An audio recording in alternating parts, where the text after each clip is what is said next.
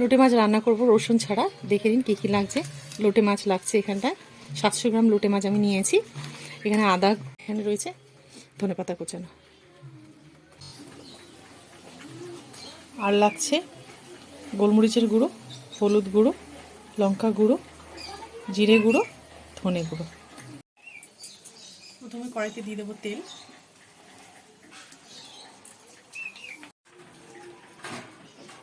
প্রথমে দেবো পেঁয়াজ কুচি, টমেটো কোচাটা দিয়ে দেবো,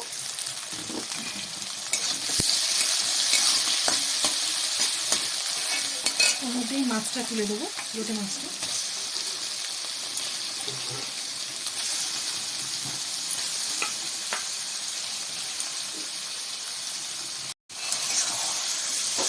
লোটে মাছটা দিয়ে একটু নেড়ে নেবো।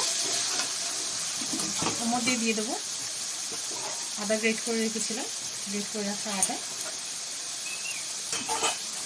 আর যে মশলাগুলো রেখেছিলাম সেগুলো সব দিয়ে দেবো। এখন নুন দেবো না, নুন পরে দেবো।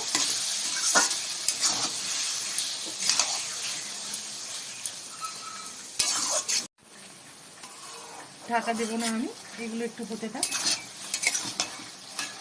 এর থেকে জল ছাড়বে। ঢাকা দেবো না ওই জন্য, ঢাকা দিলে আরও বেশি জল ছাড়বে। এটা হতে থাক। দেখুন বন্ধুরা কত জল বেরিয়ে গেছে। আমি কিন্তু কোনো ঢাকা দিইনি আর কোনো নুনও দিইনি। আস্তে আস্তে করে আমি এইভাবে নাড়বো, জলটা আস্তে আস্তে টেনে নেবে। কোনো ঢাকা দেওয়ার দরকার নেই, কোনো প্রয়োজন নেই, এভাবেই হতে দেবো।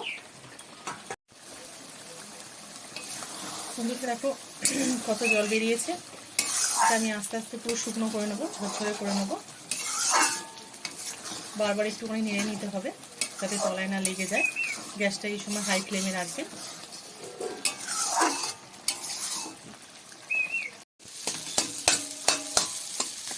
বন্ধুরা দেখো একদম শুকনো শুকনো হয়ে গেছে, জল অনেকটা মেরে নিয়েছি। এই সময় কাঁচা লঙ্কা দিয়ে দেবো, 3টে চেরা কাঁচা লঙ্কা দিয়ে দিয়েছি।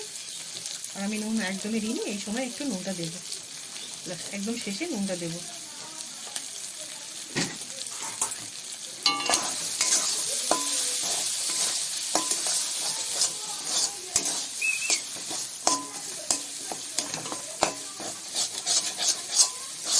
বারবার নেড়ে নেড়ে এবার শুকনো করে নিয়েছি।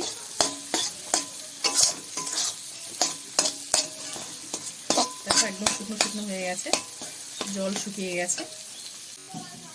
শেষে আমি ধনেপাতাটা ছড়িয়ে নেড়ে নামিয়ে নেব। শুকনো শুকনো হয়ে গেছে, এবার এটাকে আমি নামিয়ে নেব। দেখুন বন্ধুরা লোটে মাছটা হয়ে গেছে, আমি নামিয়ে নিচ্ছি। কত সুন্দর হয়েছে রসুন ছাড়া লোটে মাছ। আপনারা বাড়িতে অতি অবশ্যই একবার ট্রাই করে দেখবেন, খুবই সুন্দর খেতে লাগে। আর আমার রান্নাটি যদি ভালো লেগে থাকে আপনাদের একটি লাইক করে দেবেন এবং বন্ধুদের সাথে শেয়ার করে দেবেন, আর আমার চ্যানেলটিকে সাবস্ক্রাইব করে দেবেন। আজকের মতো নমস্কার।